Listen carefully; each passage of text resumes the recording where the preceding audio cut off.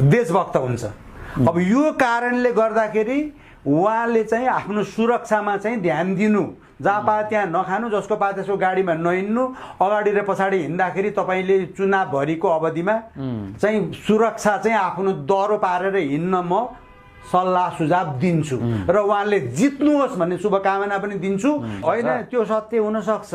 जसरी मदन भण्डारीलाई देशी विदेशी षड्यन्त्र गरेर दासढुङ्गामा लगेर खसाइयो मदन भण्डारी र जीवराज आश्रितलाई, देशभक्त भएको कारणले नेपाललाई चाहिँ अब डगमगाउन नदिने भयो, हाम्रो क्रीडास्थल बनाउन नदिने भयो भन्ने कुरा लागेर षड्यन्त्रमूलक किसिमले मारे देशभक्त।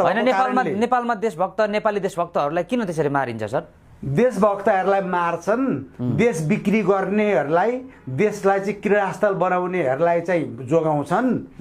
अब हेर्नु यहाँ कुरा, कतै मदन भण्डारी बनाउने हुन्के हर्क साम्पाङलाई तपाईँको यो टेलिभिजन च्यानलको थ्रुबाट उहाँको कानसम्म